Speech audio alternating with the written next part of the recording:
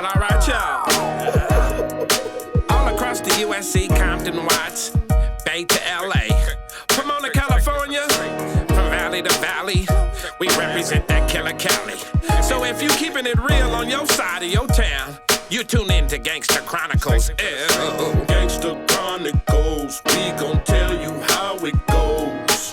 If I lie, my nose will grow like Pinocchio. We gon' tell you the truth and nothing but the truth. Gangsta Chronicles, this is not your average show. You're now tuned into the real MC8, Big James, and Big Steel. This is strictly from the streets. Hello. We represent the G's. He is officially the most successful rapper of all time. Yes, bitch definitely made him rich. We got the one and only motherfucker Todd Shaw, aka Too Short. What's cracking with you, bro? What's up? Oh man, that's a lot of info. Oh, Yeah. My man still puts down. He gets the particulars together. Because I'm what you call a rap nerd, man. I really do this and do my research, man. And 1983, man. Did you ever think of say, man, I'm still here, still relevant? Did that trip you out? I like to look at it like so. You know, 8 sitting right next to me, we from that same era. I like to look at it like when it got to the 90s and we kept on pushing, a lot of cats, I don't know, they get a certain level of success and they just go sit at home and be cool with that level. I always like making music and rapping and doing shows and the benefits and, you know, I like this shit, so I kept doing it. And then it never even seemed like it was an option to like stop rapping or retire. It's like, it's just what I do, you know? If I ain't trying to put an album out, I'm probably doing a feature with somebody or definitely doing some shows. Like it's always been that bag, you know? So I'm like, if it's gonna keep paying me till the wheels fall off. Why stop? Exactly. I'm not gonna rap for free. Yeah, I'm not gonna lie. I was mad when you talk about retiring. I was like, man, what the hell? That was all promo. It was all promo, so you planned on you would never stop rapping. It was a play on numbers, man. It was like album number 10. Mm-hmm.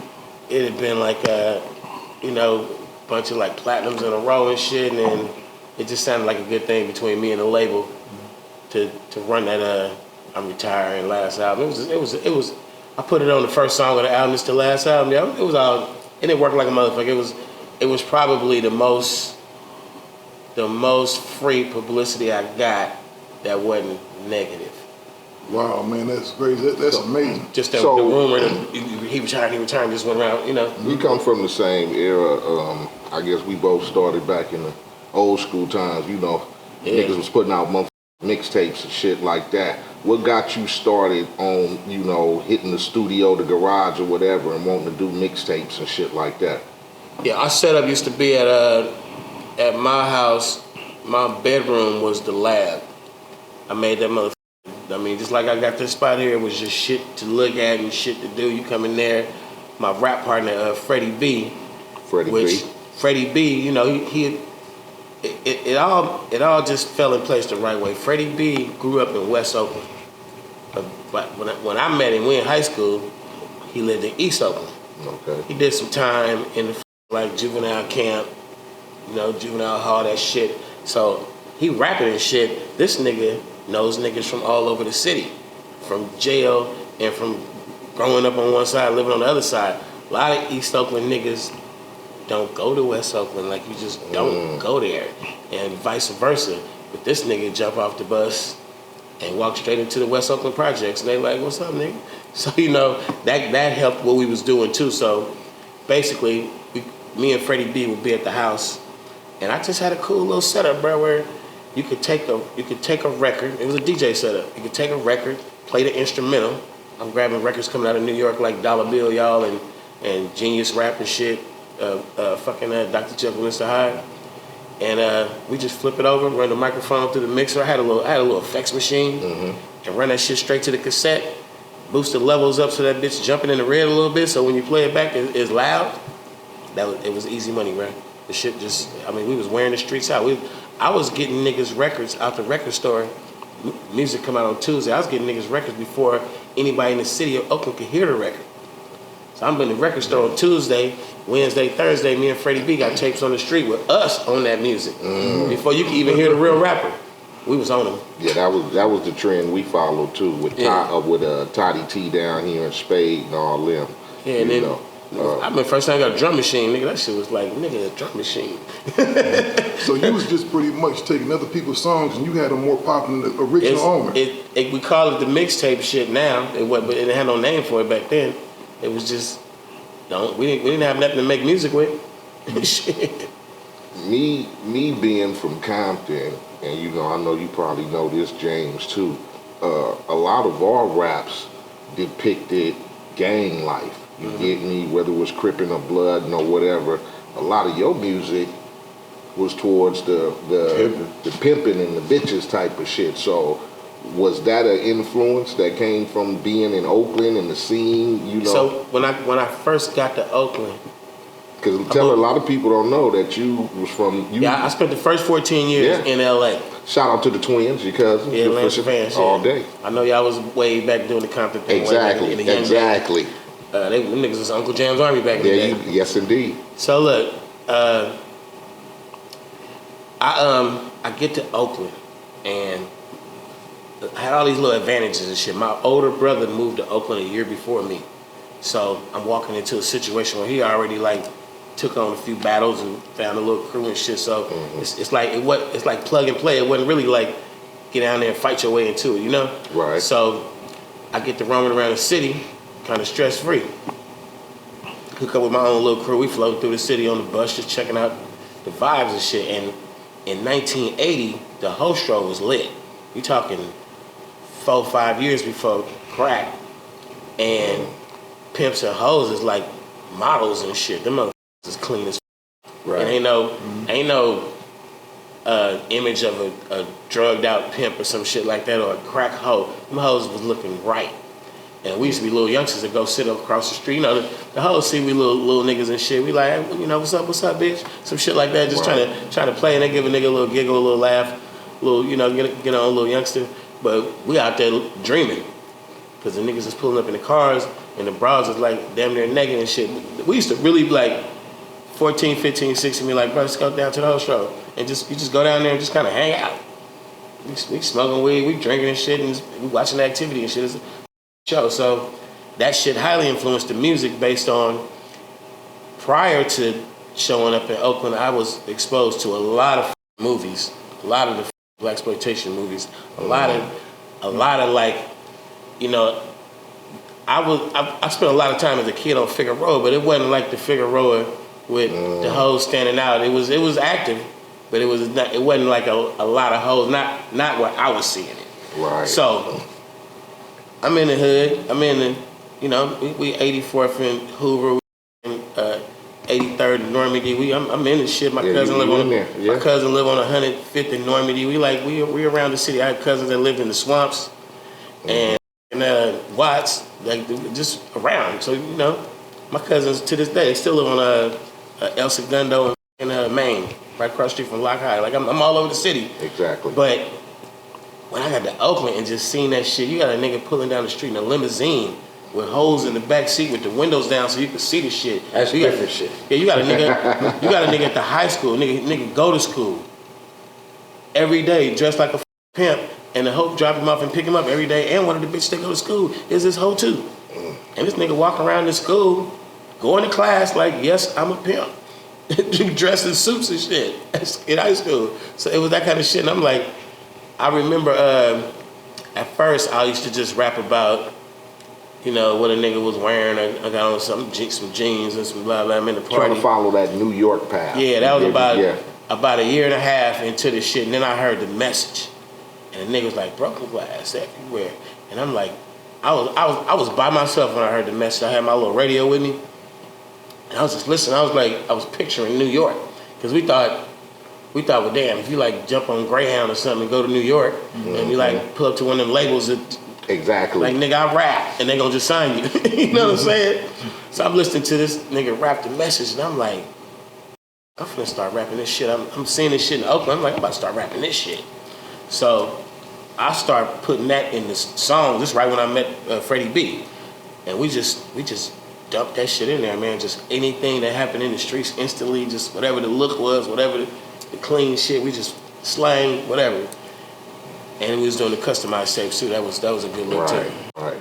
That I don't think like LA is too political for that shit. But in Oakland, we could do a customized tape for that nigga. And knowing he don't like that nigga, but then we could do a tape for him too. But then they won't be mad at us. You know? Yeah, that wouldn't have flew too good. In LA, yeah. You would have did a tape for one of the enemies and then kind of somebody would have got mad at you. Exactly. All the time, right here. If you just say the nigga name and say, so it's black. Oh, you with them niggas? Automatically, if you just say it. Yeah, we got pretty much a lot of politics when it comes to shit like that. Yeah, so let me ask you this, man. Like A alluded to, your music very much depicted the city you had. You know, you call pimping and city of dope. You know, and all that going on. Oakland had some serious kingpins up there. They were slinging tons of yay. And it was the trip. They had a really big impact on the music industry too. You had brothers popping up with labels and stuff. Your first label was 75 Girls Records, right? What was the brother's name? Dean Hodges. Dean Hodges. Yeah. Dean Hodges, that was the first guy. He's a major baller from up in that era, man. How did you link up with them dudes, man? Was it just you passing out the tapes and CDs in the street? Well, it's quite obvious a little nigga can't get a loan at the bank. That's obvious. So it didn't just come to me like, let me go talk to these drug dealers or whatever, but drug dealers from the start was our fan base and our customers. Like we literally sold tapes in the streets and all we did, we never went to no school or no dance or no fucking hanging out at a record store. We only went to apartments, parks, whatever block, the corner, wherever niggas sold dope. Because we just said, it's so many niggas on so many blocks selling dope, them niggas got cash. Right. And when it got to the point where, all right, the dream is like real now, like a nigga dreaming like, man, we should make records. The only reason why Freddie B and me wasn't too short in Freddie B all these years is because Freddie B went to the pen right after high school. That's the only reason. He went to the pen, I got some shit going. He came home, he was like, let's do it. And he went right back. And then by the time he came back, the second time, I was platinum. I was like with him, but I was going. You know what I'm saying? But, so Dean Hodges had a little brother named Jerry. And Jerry was like our crew. So we hanging out at the hoagie shop, some sandwich shop by the gas station and shit. And where niggas hang out at, it's a liquor store and it's all kind of little random shit, but niggas really hung out there. And then Jerry and Dean was West Oakland niggas too. And Jerry we would run down to like Acorn Projects on the west side. He showed me all the love. He'd get down there and show me some of his homies that rap. Jerry wanted to be a rapper. And he had flow, but he was one of them cats who he didn't have that hungry grind, like what you gotta be like. It's 4 or 5 niggas in the hood rapping, but you the nigga that came up because you went for it more than they did. You know, the other niggas standing there, he rapping, they rapping for the homies at the dance and shit, but they ain't really trying to thirsty to get up in that lab or trying to get a motherfucking beat or trying to figure out how do I get a record out of it. So Jerry basically was like, yeah, you know, my brother owned a record label. And everybody knew who his brother was. His brother ride by you, city nigga every day riding by us. It's 1985. This nigga zipped by in a 1985 Benz. You know what I'm saying? Come back down the hill in a brand new Cadillac. Blast back up in a different color Cadillac. We like, okay, we know who that nigga is. You know, he got the curl. Sometimes he like ride around with the colored rollers in his hair. Oh yeah. Or sometimes he just let it down and he just be wavy on you. You like that's that nigga. But he was a lot of niggas that's big time. You could connect them to something. You like that's they boys. That's what they. He wasn't a nigga like that.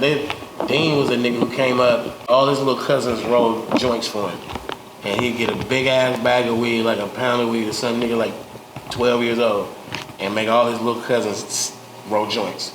And they was joints. They sold joints all through the projects. He turned that into a motherfucking empire of his own shit. But the plug he would fuck with, they wasn't really like the mob. He just was a nigga who had clientele. Like his clientele was like his clientele. It wasn't like you come to him, you meet him where he say meet me. He wasn't like running no organization. Wasn't no staff or nothing. He was just a baller. So, and he only sold like big shit. So Jerry take me up there to meet his brother. You know, he shot us to the left a little bit for a minute, and then we double back again. Like we never would have got in if it wasn't for little brother. Like that said, little brother, same mama, same daddy. And Jerry get us up in there. That 75 girls changed my whole entire life. From the streets to the yard, to the boulevard, gangsta chronicle. Well, all right, y'all. All across the USC, Compton, Watts, Bay to LA, Pomona, California, from valley to valley, we represent that killer Cali. So if you keeping it real on your side of your town, you tune in to Gangsta Chronicles. Gangsta Chronicles, we gon' tell you how it goes. If I lie, my nose will grow like Pinocchio. We gon' tell you the truth and nothing but the truth. Gangsta Chronicles, this is not your average show. You're now tuned into the real MC8, Big James, and Big Steel. This is strictly from the streets. Hello. We represent the G's. You know we represent the G's, never no wannabes. Gangsters, hustlers, players on the go. Tune in like every week. If you wanna hear the real, well, you done come to the right spot. Gangsta Chronicle. Finally get